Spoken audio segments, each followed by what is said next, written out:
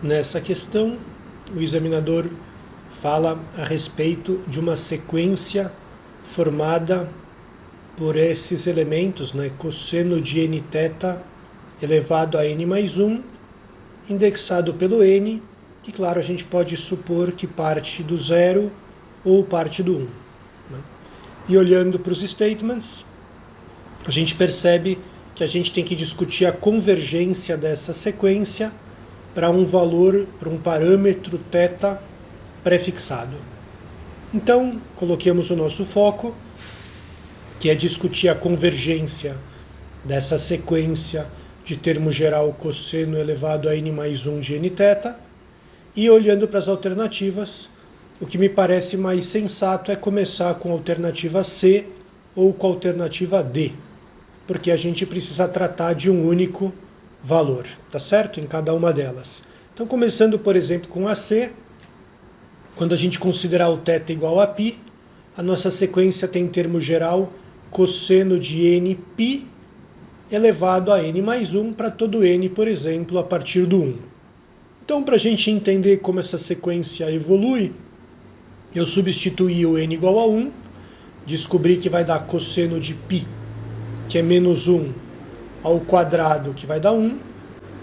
Depois, o A2, que é igual a cosseno de 2π elevado ao cubo, e, portanto, a gente vai ficar com 1 ao cubo, que também dá 1. Quando a gente considerar o n igual a 3, a gente vai ficar com cosseno de 3π elevado a 3 mais 1, e cosseno de 3π vai dar menos 1, elevado a um expoente par vai dar 1. O A4 vai dar cosseno de 4π elevado a 4 mais 1, que é 5. Cosseno de 4π é 1, elevado a qualquer expoente dá 1. E com isso, espero que tenha ficado claro que todos os elementos de índices ímpares vão ter um comportamento como o apresentado por A1 e por A3, e todos os elementos de índice par vão ter comportamentos como o A2 e o A4.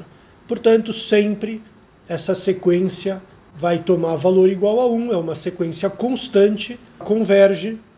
A alternativa C é uma potencial candidata e a gente fica entre a C e eco, tá certo? Muito bem. Agora vamos passar para a alternativa delta, que também envolve um parâmetro único fixo, que é 2π, fazendo a substituição aqui do θ por 2π. Esse é o termo geral. Se a gente avaliar o A1, a gente vai ficar com cosseno de 2π, que é 1 ao quadrado, que é 1. O A2 vai ser o cosseno de 2 vezes 2π, elevado a 2 mais 1. Isso aqui também é 1 elevado ao cubo, que é 1. O A3 é cosseno de 3 vezes 2π, que é 6π, que é também 1 elevado à quarta, que é 1. E assim, sucessivamente, de novo, nós temos uma sequência constante igual a 1, portanto, convergente, garantindo que a alternativa delta também é verdadeira. E na prova, provavelmente, eu teria já respondido eco. Isso teria sido um problema. Por quê? Porque, como a gente vai perceber, infelizmente, o examinador cometeu algum deslize nas alternativas A e B e, portanto, acaba invalidando a alternativa eco. Por exemplo, para mostrar que a alternativa alfa está incorreta, ela é falsa, vamos pegar um valor de θ, por exemplo, igual a π sobre 2. Tá? Substituindo aqui no termo geral, o θ por π sobre 2, é fácil perceber que cosseno de π sobre 2 é igual a 0, cujo quadrado é 0. Já, digamos, passando para o A2, eu tenho π sobre 2 vezes 2. Eu tenho o cosseno de π, que é igual a menos 1, elevado ao cubo é menos 1. O A3 é o cosseno de 3π sobre 2, que é 0, portanto, elevado à quarta também é 0. O A4 é cosseno de 2π, que é 1 elevado à quinta é 1. E quando a gente for fazer o cálculo do A5, que é o cosseno de 5π sobre 2, a gente acaba obtendo o mesmo valor que o cosseno de π sobre 2, que se encontram na mesma posição no ciclo trigonométrico, portanto volta a dar zero e há o ciclo. Aqui volta o A6 a coincidir com A2 e etc. E a gente percebe em particular que a gente tem, por exemplo, duas subsequências que são A1, depois A5, depois A9, ou seja, defasadas de índices de 4 em 4, que dão sempre zero, portanto essa subsequência converge para zero.